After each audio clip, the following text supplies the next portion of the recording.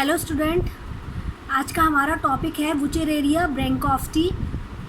वुचेरेरिया bancrofti है, ये एक पैथोजन है, ह्यूमन पैथोजन, ह्यूमन पैरासाइट, जो कि क्या करता है, डिजीज़ फिलियासिस डिजीज़ करता है, फिलासिस डिजीज़ कॉज करता है और एलिफेंटियासिस करता है।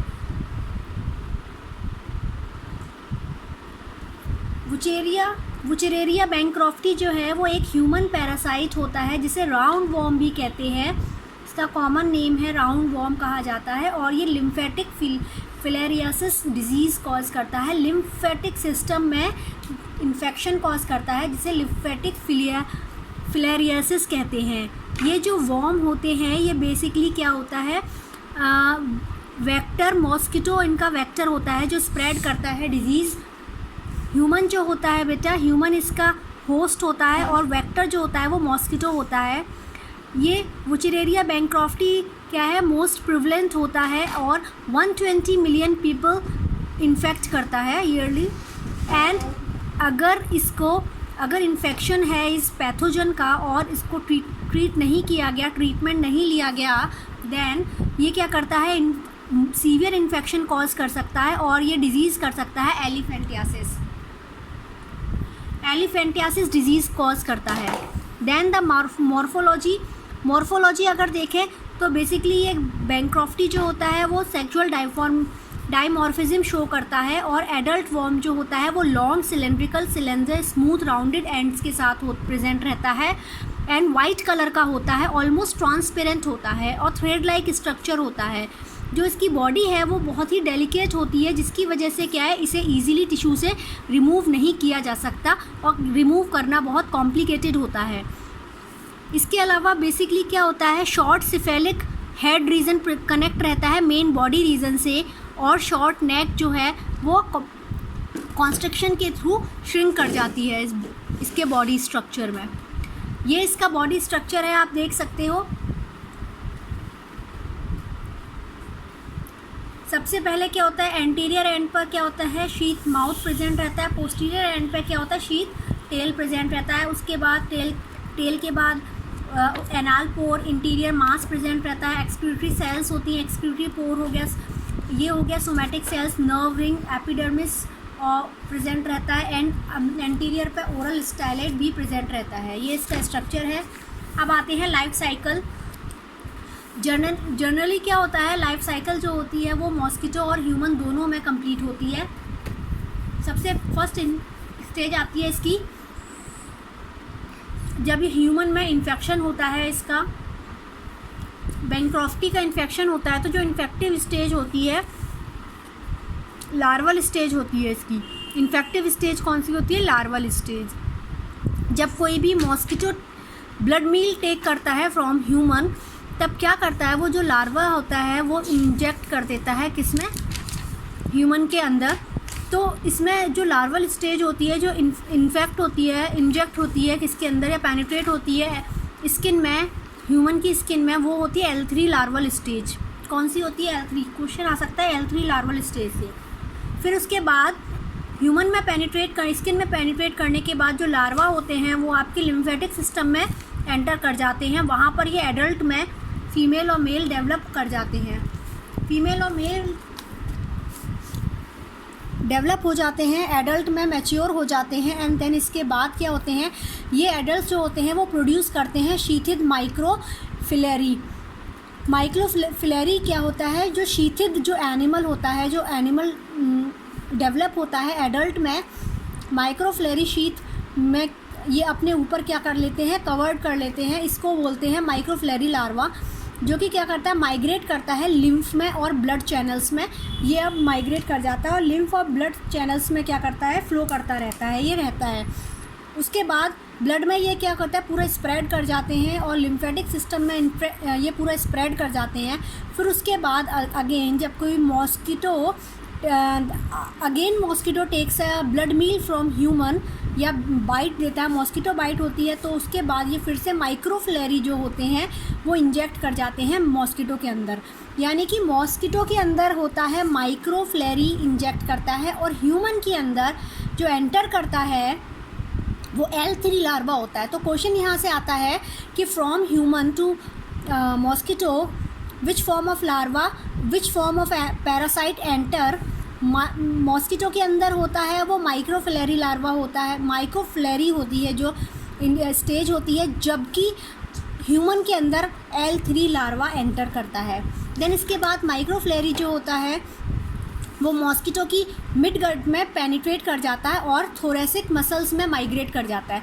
देन इसके बाद ये फिर L1 लार्वा में कन्वर्ट होता है, देन L2 लार्वा में कन्वर्ट होता है और फाइनली L3 लार्वा में ये कन्वर्ट हो जाता है। L3 लार्वा जो होता है वो माइग्रेट कर जाता है मॉस्किटो के प्रोबोसिस एंड हेड में और क्या करता है वहाँ पर ही क्या, और मिडगट में आके क्या करता है, ये सलाइवरी ग्लैंड में आके वो स्टोर हो जाता है, रहता है।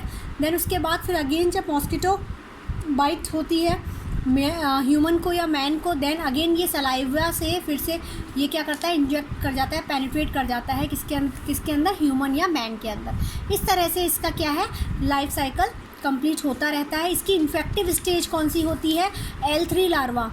अगर क्वेश्चन आता है what is the infective stage of Wuchereria bancrofti, then it is L3 larva, ठीक है। और डायग्नोस्टिक स्टेज होती है इसकी कौन सी, जहाँ माइक्रोफ्लेरी में कन्वर्ट होता है, शीथित माइक्रोफ्लेरी जो होती है वो उसकी डायग्नोस्टिक स्टेज होती है। देन इसके बाद आता है एपिडेमियोलॉजी। यहाँ पर क्या होता है, बेसिकली 90% लिम्फेटिक फ्लेरियासिस कॉज करता है, रिस्पॉन्सिबल होता है, ये अफेक्ट करता है ये broad equatorial belt like Africa, Nile delta, Turkey, India, East Indies, South East Asia, Philippines, oceanic islands and part of South America. यहाँ पर ये बेसिकली इसके केसेस ज़्यादा मिलते हैं। मॉस्किटो जो है एज अ वेक्टर वर्क करता है इसके इन्फेक्शन के लिए, वेक्टर की तरह बैंक्रॉफ्टी इसे यूज़ करता है, ह्यूमन ब्लड में इन्फेक्ट करता है। ह्यूमन जो है बेसिकली इसके क्या है, होस्ट होते हैं।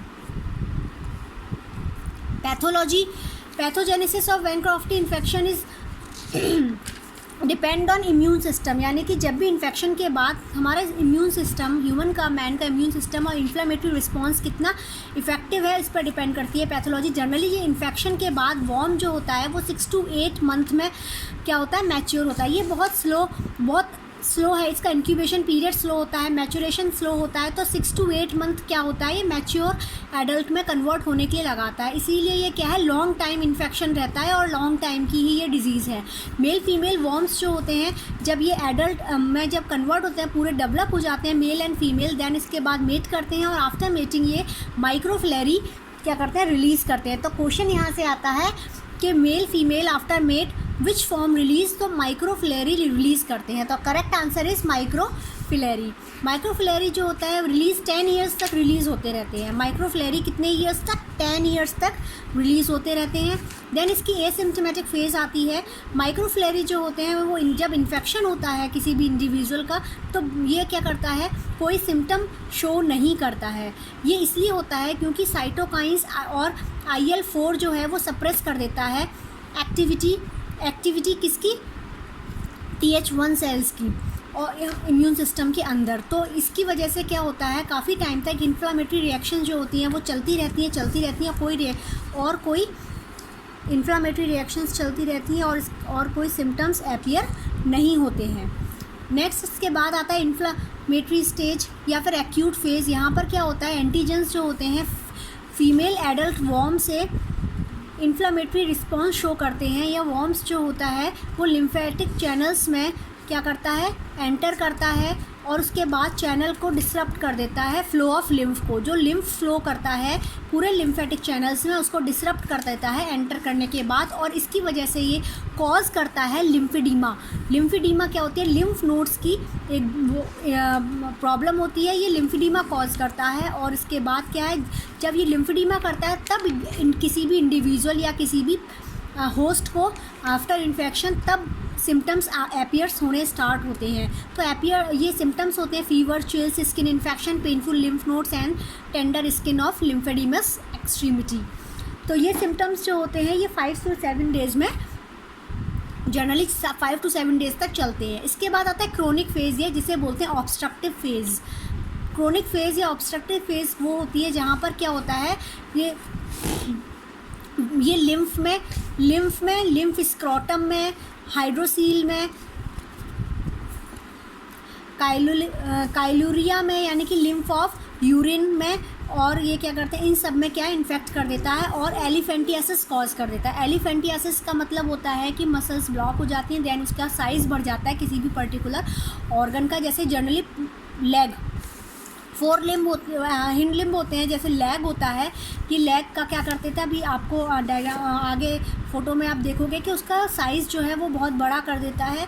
ये किसकी वजह से बोलते हैं, एलिफेंटियासिस। जो आपके माइक्रोफ्लेरी होते हैं वो नॉर्मली क्या होते हैं, इस फेज़ में प्रेजेंट नहीं रहते हैं। ह्यूमंस में ये क्या करता है, लेग में, आर्म्स में, ब्रेस्ट में क्या करता है, इन्फेक्शन कॉज करता है। ये होती है एलिफेंटियासिस डिजीज़। इसमें क्या होता है, लेग जो होता है वो काफ़ी ज़्यादा ब्रॉड हो जाता है, हैवी हो जाता है, जिसकी वजह से क्या होता है, लोकोमोशन में भी प्रॉब्लम होती है। इसे इस तरह से लेग हो जाता है। ये है एलिफेंटियासिस, ये नॉर्मल लेग। और उसके लेफ़्ट जिसमें कि लिम्फेडीमा जो होता है, लिम्फेडीमा में क्या होता है, लिम्फ जो होते हैं ब्लॉक हो जाते हैं, जिसकी वजह से ये स्ट्रक्चर ऐसा बन जाता है और ये हो गई आपकी लिम्फेडीमा डिजीज़ जो कॉज होती है। अब आता है डायग्नोसिस। जनरली जो ब्लड स्मीयर्स होते हैं वहाँ पर हम क्या करते हैं, डायग्नोस करके हम पैथोजन को देख सकते हैं। जुवेनाइल फॉर्म जो होती है या लार्वल फॉर्म होती है वो अपीयर होती है। पेरिफेरल सर्कुलेशन में हम इसको क्या करते हैं, ब्लड टेस्ट के थ्रू क्या हम करते हैं, इसको डायग्नोस कर सकते हैं। और ब्लड स्मीयर्स जो होते हैं वो डिस्टिंग्विश करते हैं बैंक्रॉफ्टी के लिए और अदर पैरासिटिक के लिए जो इसमें प्रेजेंट होते हैं, यानी कि ब्लड में हम इसकी प्रेजेंस को देख सकते हैं डायरेक्टली। ये डायरेक्ट क्या होता है, डायरेक्ट डायग्नोसिस होती है। देन इसके बाद हम क्या करते हैं, इसके अलावा पीसीआर टेस्ट कर सकते हैं, जो डीएनए फ्रैक्शंस को क्या कर सकते हैं, देख सकते हैं हम। अल्ट्रासोनोग्राफी भी यूज़ करते हैं मूवमेंट के लिए, और noise cause by the movement of adult worm के मूवमेंट को हम इसमें अल्ट्रासोनोग्राफी से क्या कर सकते हैं, देख सकते हैं। देन ट्रीटमेंट आता है। ट्रीटमेंट में क्या होता है, डीईसी, डाई इथाइल कार्बामेजीन जो होता है, डाई इथाइल कार्बामेजीन ड्रग होता है, 6 mg/kg का इसका कंसंट्रेशन होता है डीईसी। इसको हम इसके ट्रीटमेंट में यूज़ करते हैं। इसके अलावा आइवरमेक्टिन और एल्बेंडाजोल, ये होते हैं 3 ड्रग जो है वो हम इसके ट्रीटमेंट में यूज़ करते हैं। और कंट्रोल कैसे कर सकते हैं, मॉस्किटो बाइट से बच सकते हैं, मॉस्किटो से हम बच सकते हैं। Insect repellent, mosquito nets generally ये यूज़ करते हैं। एंड पब्लिक एजुकेशन एफर्ट्स जो होते हैं वो सब इस टाइप की डिजीज़ से हमें क्या कर सकते हैं, प्रिवेंट कर सकते हैं। ये आपका कंप्लीट हो गया वुचेरेरिया, और आपका ये वाला यूनिट उसमें ये दोनों पैरासाइट जो है, पैथोजन जो है, पैरासिटिक पैथोजन, ये हो चुके हैं कंप्लीट। ये आपका हो गया कंप्लीट।